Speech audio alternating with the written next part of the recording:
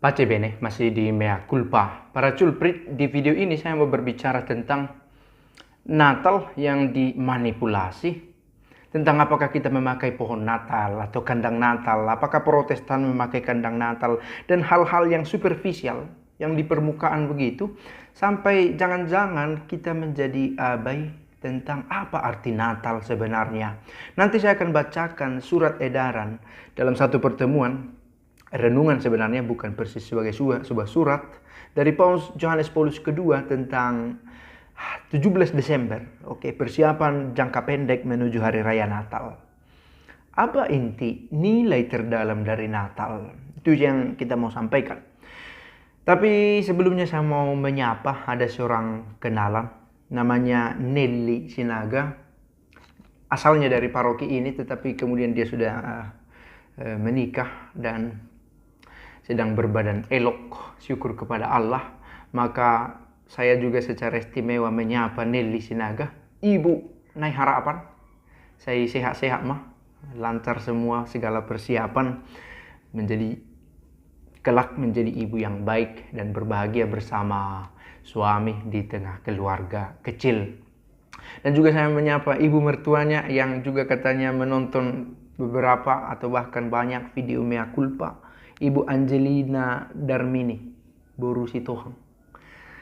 Sehat-sehat, bahagia dimanapun berada, dan teristimewa menjelang Natal ini, berbahagialah menjelang peristiwa sabda menjadi daging yang dikenang kembali secara istimewa di masa Natal. Oke, ini sapaan singkat. Dan yang lain, para culprit yang lain, semoga semakin bersuka cita dalam menjelang masa Natal ini. Oke, saya tadi awali dengan kata adanya Natal yang dimanipulasi. Bagaimana kita mengerti term itu? Bahwa Natal sekarang terlalu banyak dipengaruhi oleh reklame, komersialisasi yang membuat kita semakin kesulitan melihat nilai terdalam Natal. Oke, apa yang terlintas ketika bicara Natal? Liburan, pulang kampung, makanan, baju baru. Untuk saya begitu, sekurang-kurangnya pengalaman saya di kampung. Waktunya keluarga yang jauh datang mengunjungi, lalu bertemu dengan semua keluarga bergembira. Saya itu satu paket dengan tahun baru, dan kemudian baru dimengerti Natal itu adalah memuat nilai religius, nilai rohani yang sangat mendalam. Setelah mencoba menyadari ada apa dengan Natal sebenarnya. Nah, ada orang yang bingung, bagaimana? Apakah seharusnya seorang Protestan juga membuat kandang Natal? Bukankah kandang Natal itu tradisi dan itu dimiliki oleh Katolik? Saya pikir, marilah bergembira di Natal ini. Saya pikir ya, kadang menjadi sangat strict bahwa kita secara sadar mengetahui latar belakang tradisionalnya. Saya pikir itu perlu secara sadar ya, dan di sisi lain kita sadar saya ingin bergembira merayakan Natal ini, tetapi bukan kegembiraan yang melulu melekat pada benda itu saja, superficial, yang di permukaan. Oke, saya beli patung-patung nativity scan,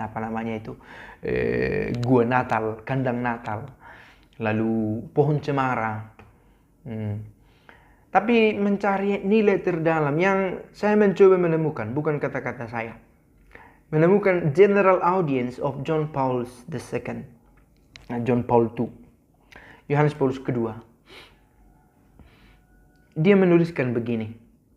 The mystery of Christmas. Ada misteri dalam Christmas itu, dalam Natal. Which we will relive in a few days time. Yang akan kita coba hidupi kembali dalam beberapa hari ke depan. Ini adalah general audience per tanggal 17 Desember tahun 2003. Dan saya pikir masih relevan di masa sekarang. Masih relevan. Sekarang tahun 2021, 18 tahun lalu tulisan ini. Assures us that God is the Emmanuel. Meyakinkan kita, mendorong kita untuk semakin percaya bahwa Allah itu adalah Immanuel. Apa artinya Immanuel?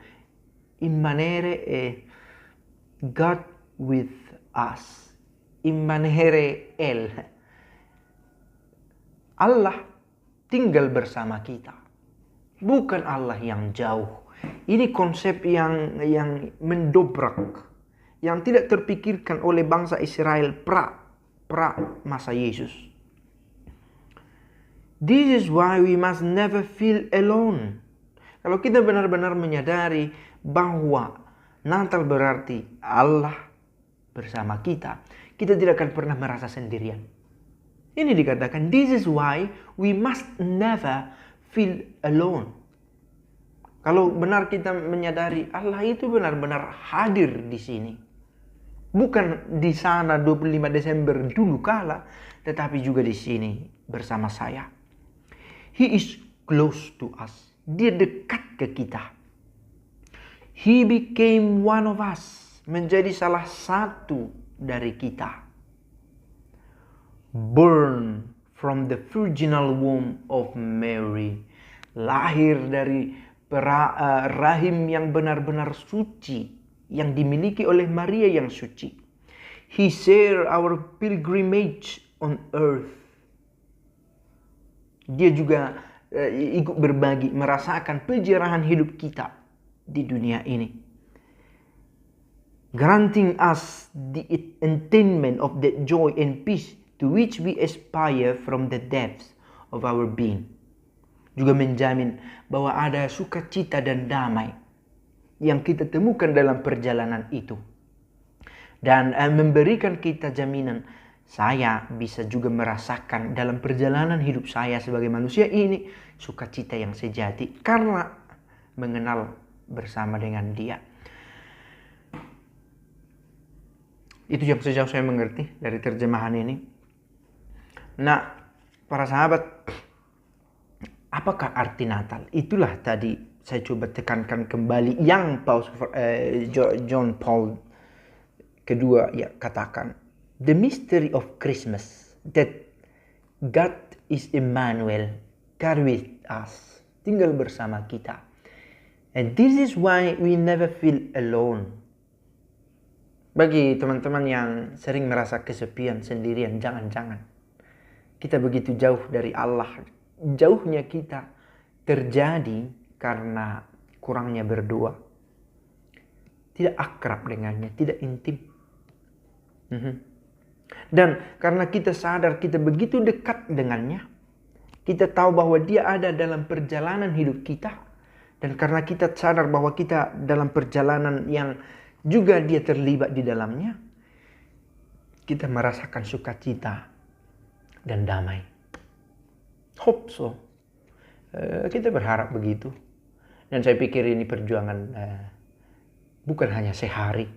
Ongoing project of our life. Proyek sepanjang hidup yang berkelanjutan dalam hidup kita. Semoga kita sanggup dan pace bene.